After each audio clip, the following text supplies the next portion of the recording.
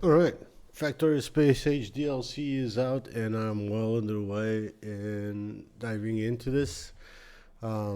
Figure I'm going to make smaller cuts and hopefully not just have one long, winded rant as a single video. I'm going to make kind of like smaller reviews at each point of stopping or intermission in my progression through the game, and this hopefully will translate to either more videos or videos with more detail. I don't know yet. The output of this is going to be one long video or, several video clips concatenated into smaller episodes. To be quite honest, I hate video editing, so I never know what's going to be the outcome of this.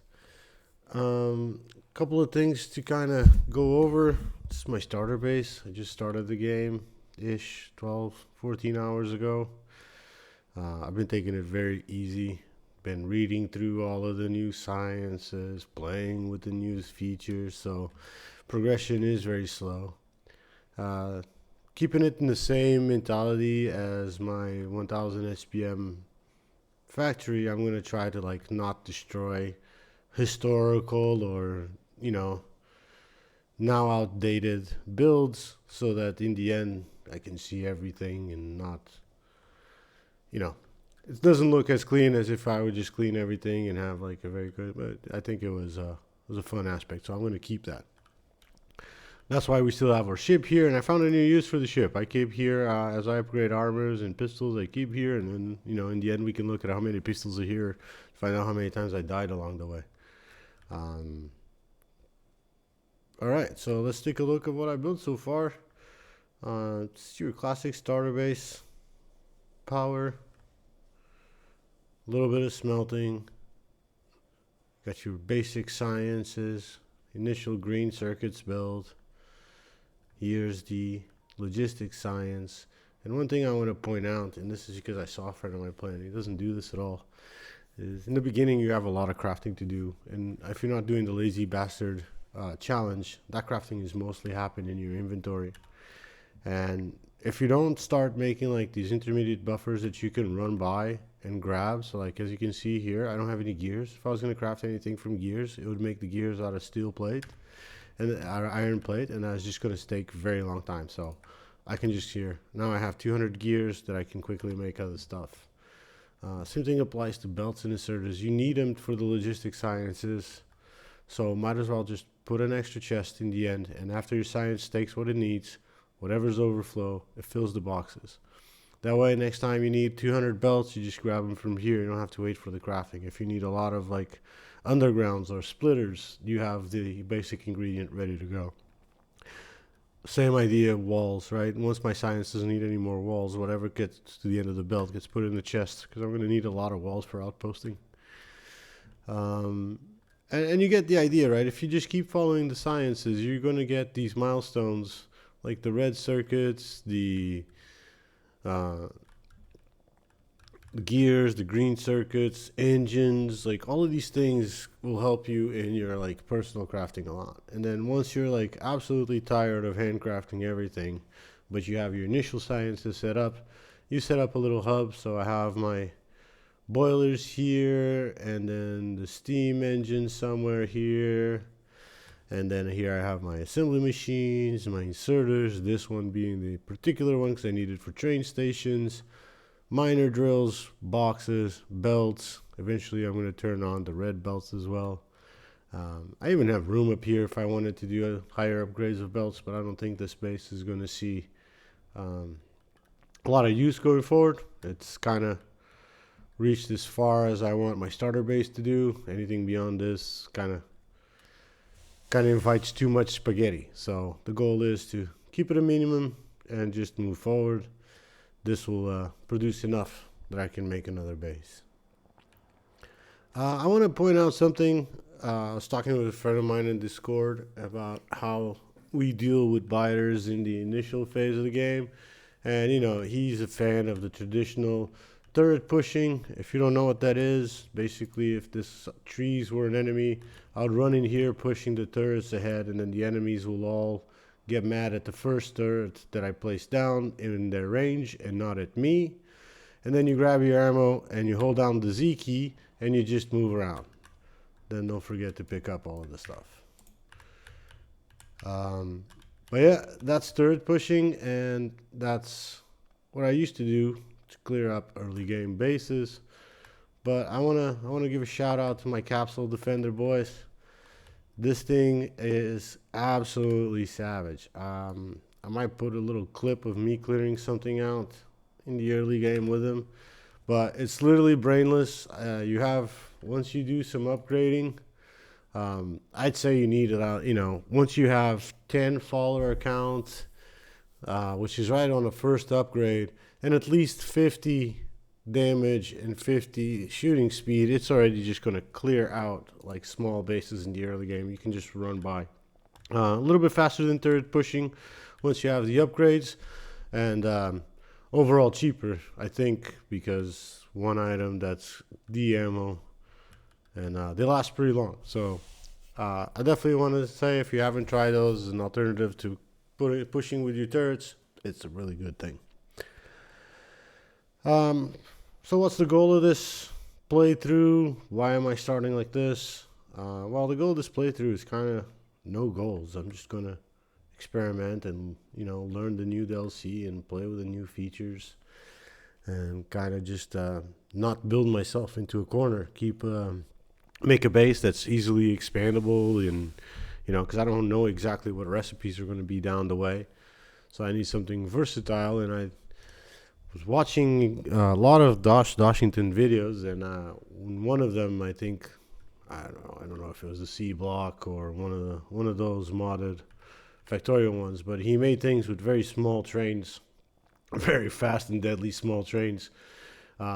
But the mentality there made sense. He had like somewhat of a rail grid and a rail distribution system, or a rail logistics system, that he can very quickly set up new stations. And I'm going towards that idea with a 1-2 kind of train setup. Hopefully they're going to be fast and deadly. And I intend to make a lot of use of this new feature called parameterization. So it's up here in the corner. What this does is basically, if I design a station with two outputs, a production row, and then a station with its inputs, I don't need to set the recipes. I can blueprint that, and then that's my generic 2 ingredients, 1 result blueprint. And with the parameters, I can say that I can turn that into anything that has that ratio. So I think I'm going to try to use that a lot, and I think that kind of is going to open up a type of gameplay where I'll just have set sized modules for 1, 2, 3, 4, and 6 ingredients.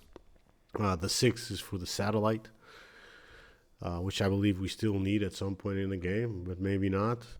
But that's the idea. I'll have generic, 1 input, 1 output, 2 input, 1 output, and then I'll probably have to make special blueprints to stuff that doesn't really fall within the mold.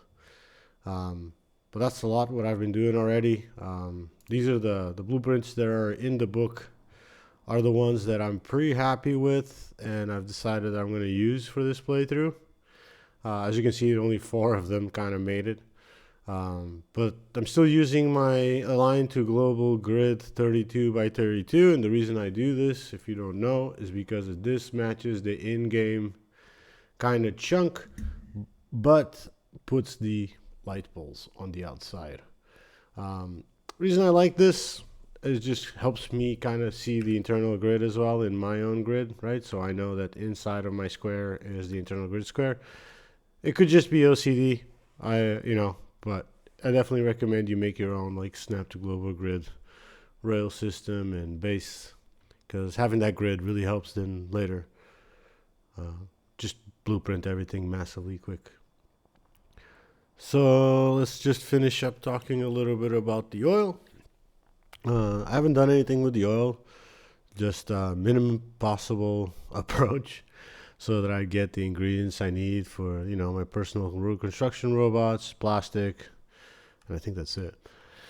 The goal here obviously is that what doesn't get cracked is actually going to move forward and go into a loading station.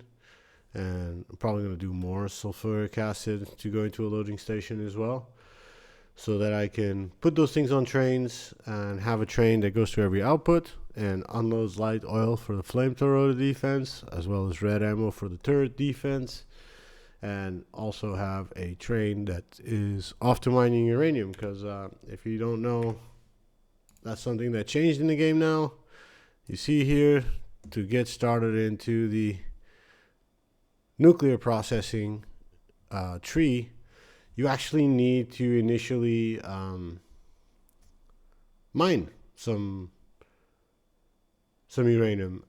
Nowhere in the game it seems to say that you're going to need sulfur to mine it.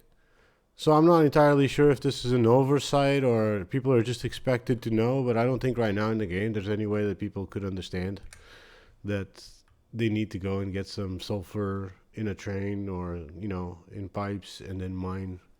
Because I don't think that's a very common thing that people know. So I don't know. It seems weird to me that they're not like, sulfur should probably say, hey, now you can go mine nuclear because you needed this before. Something more intuitive, because even me who played this game a ton, I was like, what do you mean? Where's my, how do I get into nuclear? So that was kind of a surprise. The other thing I also want to rant about is cliff explosives. And if you've seen a previous video of mine where I say it's kind of like the chicken and egg, because you need oil to get explosives, but you need explosives to get through the cliffs to get to the oil. Now it's actually worse. Now you actually can't make cliff explosives without leaving your initial planet, Nauvis. So it's even worse, right? So I'd love to make like the jump from a starter base to a very clean rail base, but because I cannot get rid of these cliffs, this base is just going to be a nightmare of rails dodging cliffs. I don't understand why they do this. I don't understand why we need to go to a different planet to make cliff explosives. I don't know why they made it even harder to get explosives.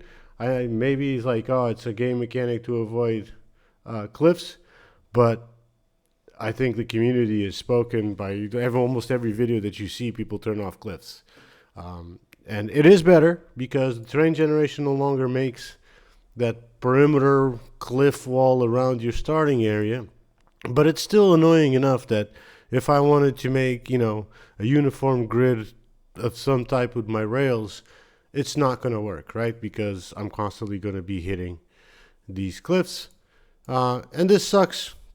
I really don't understand why do this to the players.